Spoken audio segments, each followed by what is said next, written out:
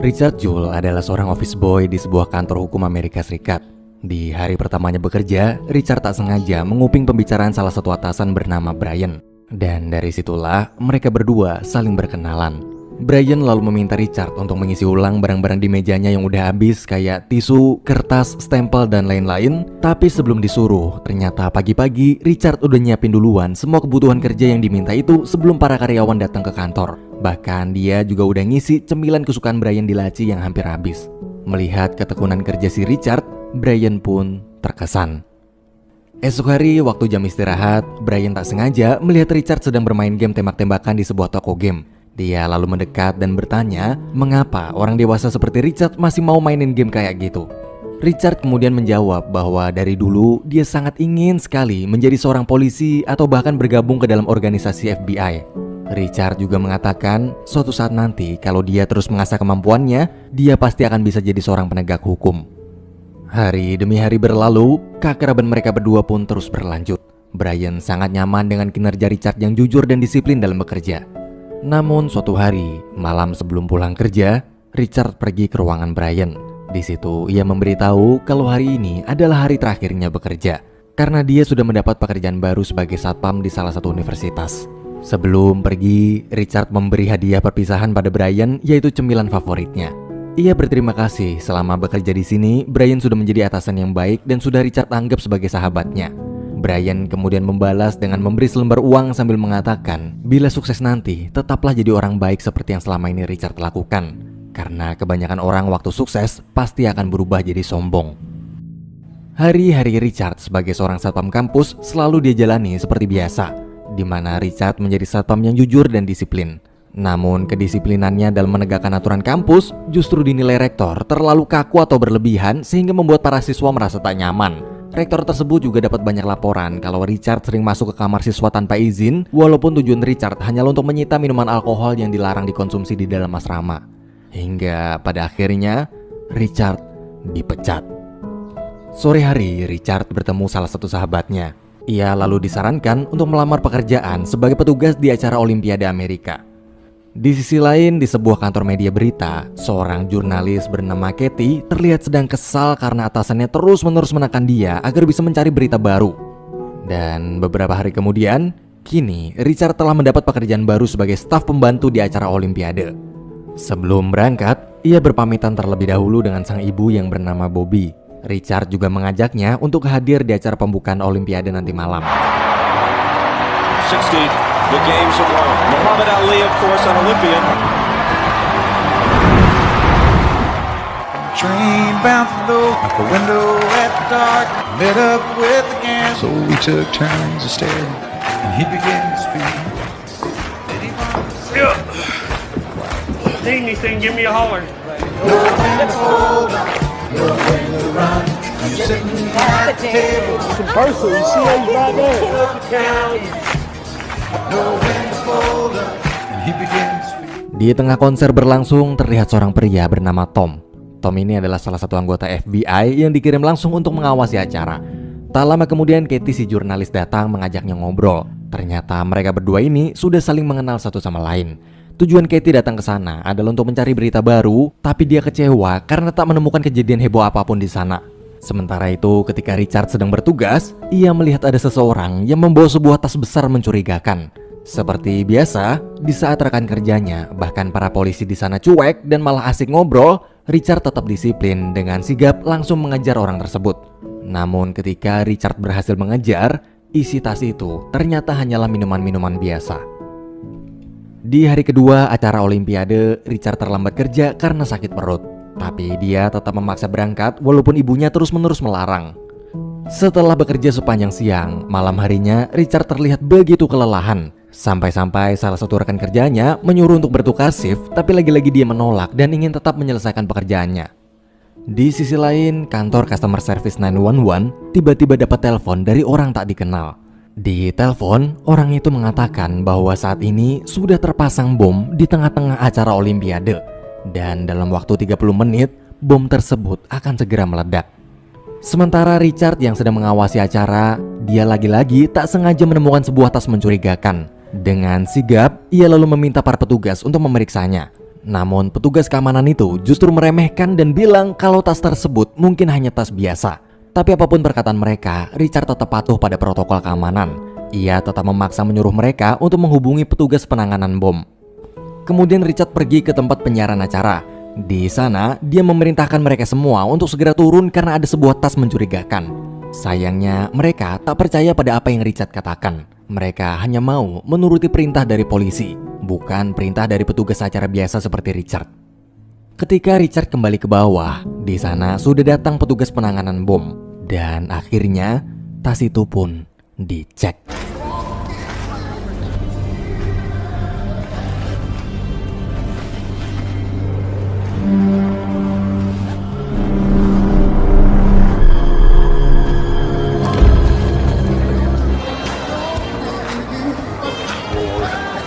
Bag, biggest I've ever seen. We need. We need to move. back up. Everybody, perimeter. We need you to move. Move forward, please. Hey, we gotta go. Get out right now. We've got a bomb. Stairs, run now. Wait, hey, are you listening to me? Got a bomb. You've gotta go now. Move, move, move, move, move.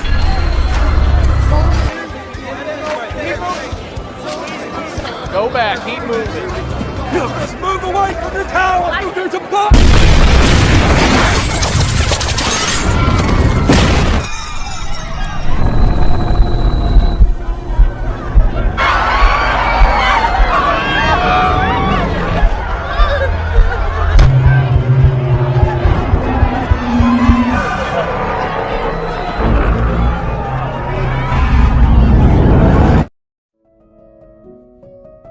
Beberapa jam berlalu, pagi harinya Richard melihat-lihat kondisi TKP tempat ledakan bom kemarin.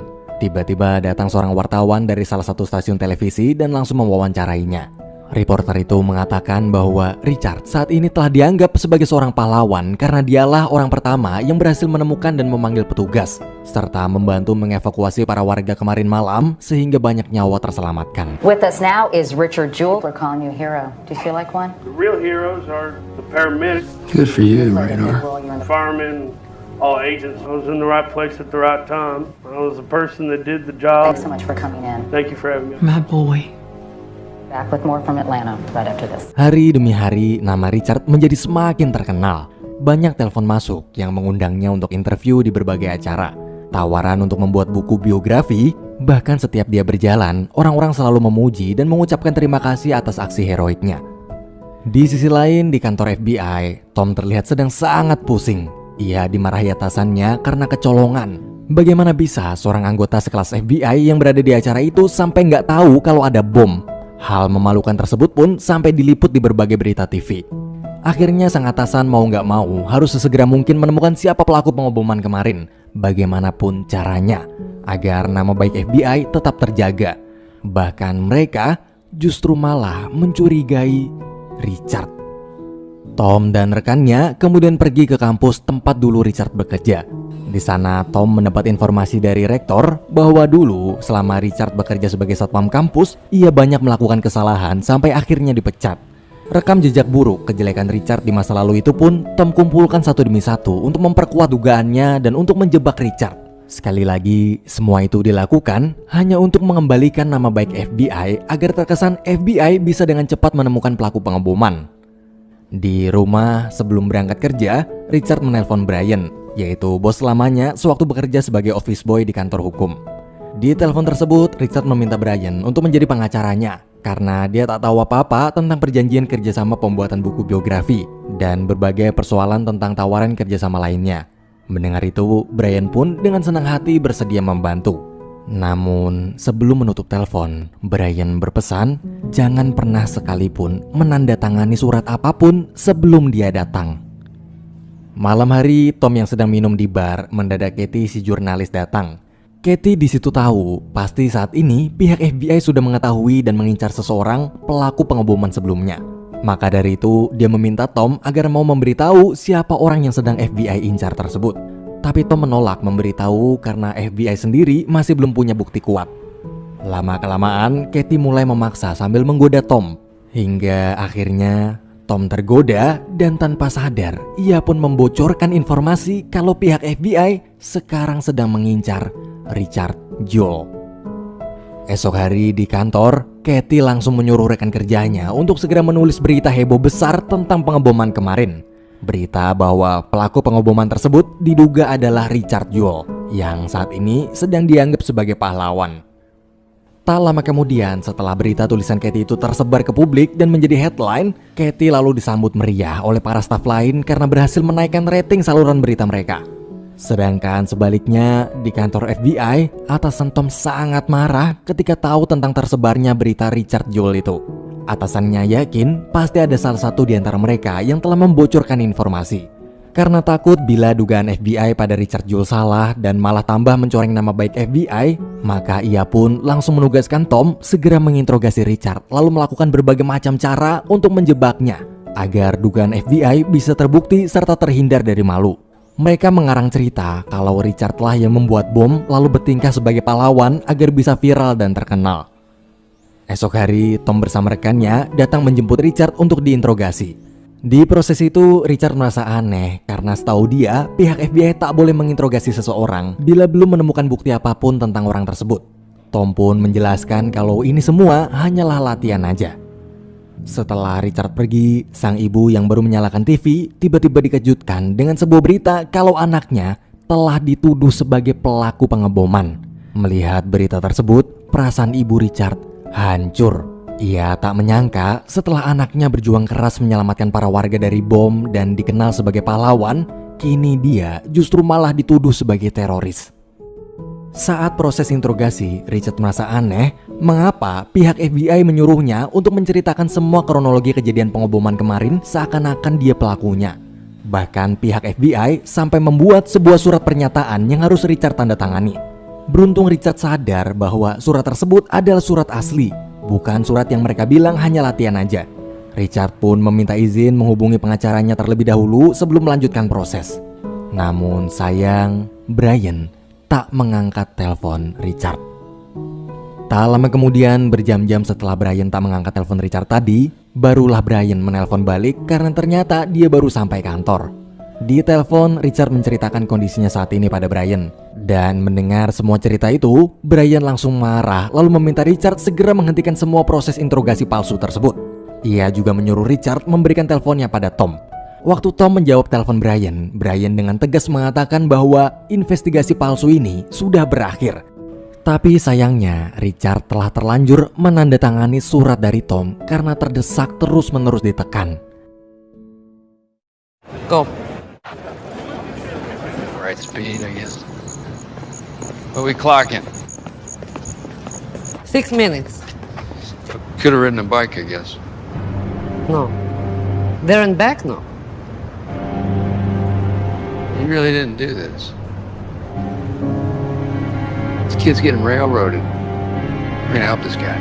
Malam itu Brian langsung datang ke rumah Richard untuk memastikan apakah dia benar-benar pelaku pengeboman seperti yang dituduhkan pihak FBI atau bukan. Brian tak ingin di antara mereka ada kebohongan. Setelah cukup lama mereka mengobrol dan yakin kalau Richard bukanlah pelaku pengeboman, akhirnya Brian bersedia membantu.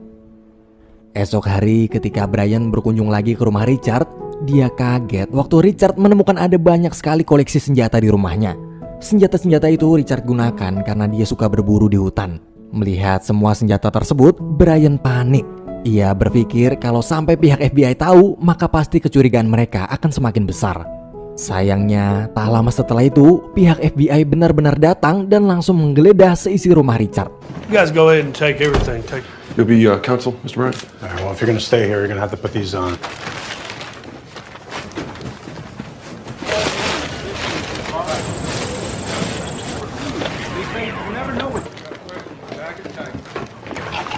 All right, there. Right now. We'll get him back. Oh, you ever read that book? It's a good one. I did it about police procedure. Di tengah pemeriksaan, salah satu anggota FBI dengan sengaja menyita Tupperware atau kotak makan milik ibunya Richard hingga membuatnya tak terima dan langsung mengajar keluar. Brian pun mau tak mau ikut menemani ibu Richard yang sedang panik. Di sisi lain, Richard tertinggal di dalam rumah sendirian bersama dengan Tom dan para anggota FBI lainnya. Ternyata mereka sengaja memancing ibu Richard dan Brian keluar agar mereka bisa membujuk Richard lagi. Di situ Tom meminta Richard untuk mengulang kalimat yang Tom katakan sambil direkam. Kalimat itu adalah kalimat sama persis seperti yang pelaku bom kemarin katakan sewaktu menghubungi 911, yaitu There is a bomb in Centennial Park. You have 30 minutes. One more time, just a little louder. There is a bomb in Centennial Park.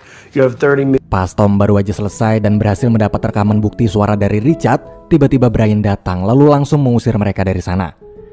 Hari demi hari berlalu, berita tentang Richard Jewell terus tersebar di seluruh media. Siang malam, para wartawan selalu menunggu di depan rumah hingga membuat Richard dan sang ibu merasa sangat tertekan. They took all my Tupperware.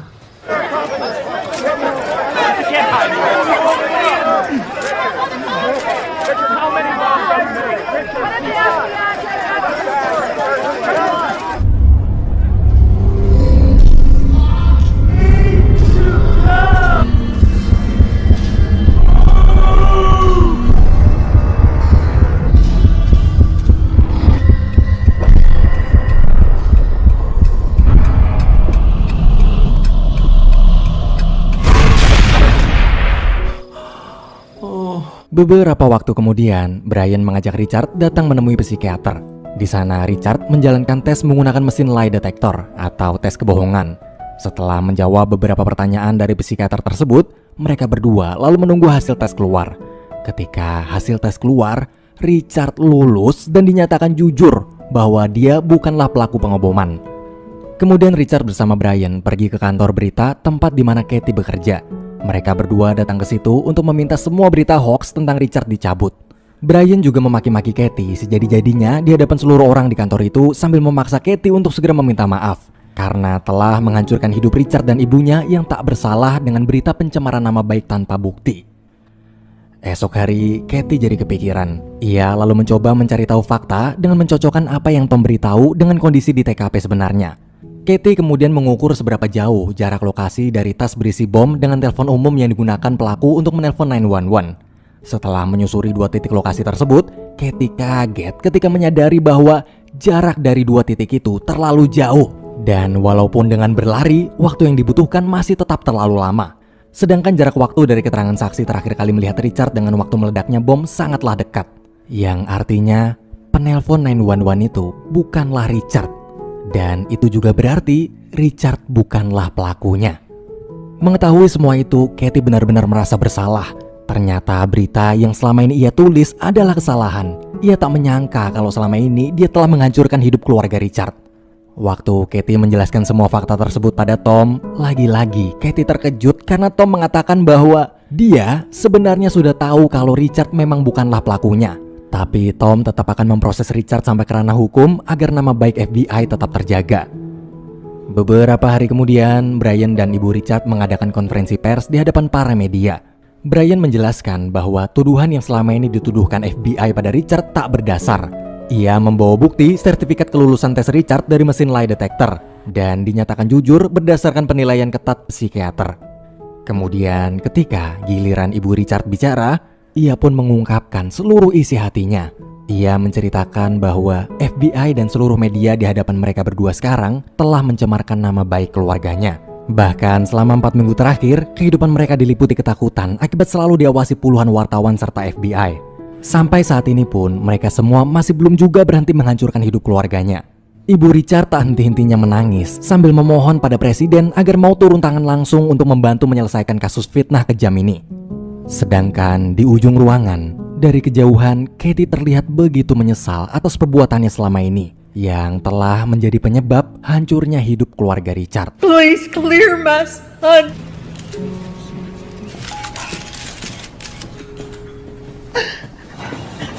Richard. Oh, thank you for doing that. Let's go show him who you are. Akhirnya, hari penyidikan pun tiba. Hari ini adalah hari penentuan apakah status Richard akan menjadi tersangka atau bebas. Sebelum masuk ke dalam ruangan, Brian meminta Richard untuk tak mengucapkan sepatah kata pun saat di dalam nanti, kecuali menjawab pertanyaan yang pihak FBI tanyakan. Dan bila Richard merasa kesulitan menjawab, maka cukup serahkan pada Brian sebagai pengacaranya. Karena jika Richard salah bicara sedikit aja, pasti pihak FBI akan terus memojokkannya. Lalu mereka berdua masuk. masuk ke dalam ruang penentuan tersebut. Di dalam, tanpa berbasa-basi, Tom langsung menginterogasi Richard.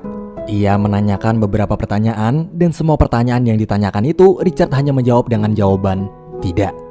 Hingga sampailah pada pertanyaan terakhir. Dengan emosional, Tom bertanya apakah Richard bekerja sama dengan seseorang dalam peledakan bom di acara kemarin. Lalu bagaimana bisa Richard selamat dari ledakan bom dan menjadi satu-satunya petugas tanpa ada luka sedikit pun? Padahal jarak Richard sangat dekat dengan lokasi ledakan bom. Mendengar semua pertanyaan itu, Richard pun seketika langsung flashback. Ia teringat bagaimana suasana ledakan bom yang masih tergambar jelas di ingatannya. Kemudian dengan emosional, bukannya menjawab pertanyaan dari Tom, Richard malah bertanya balik.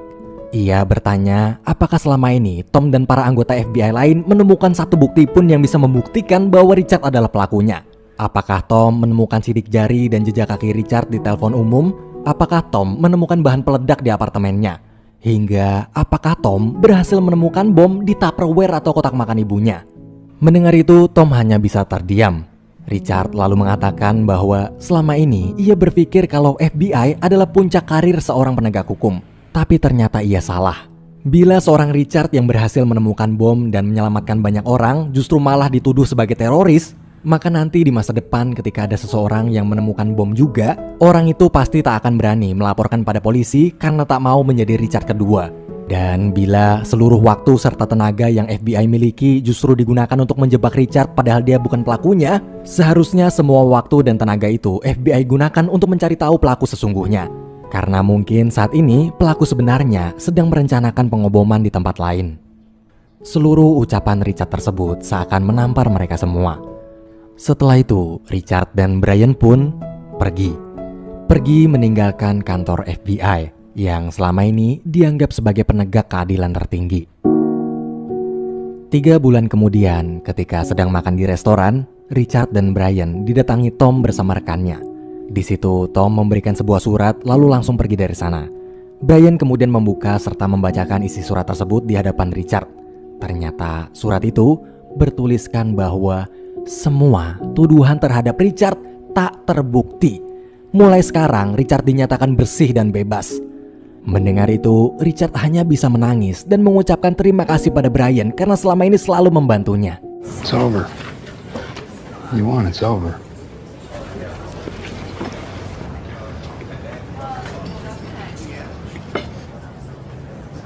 Thank you. Thank you.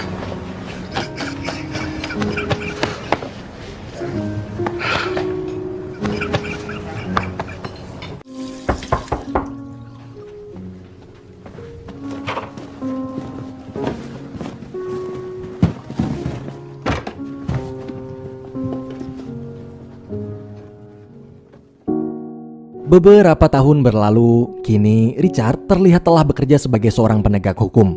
Ketika sedang bekerja, Brian datang berkunjung. Di situ Brian hanya ingin memberitahu Richard bahwa saat ini FBI sudah berhasil menangkap pelaku pengoboman sebenarnya. Dan mulai hari ini, nama baik Richard sudah benar-benar bersih. Sambil tersenyum, Brian pun pergi meninggalkan sang sahabat. Sahabat yang dulu adalah office boy di kantornya. Namun kini adalah seorang pahlawan kemanusiaan. Film pun berakhir.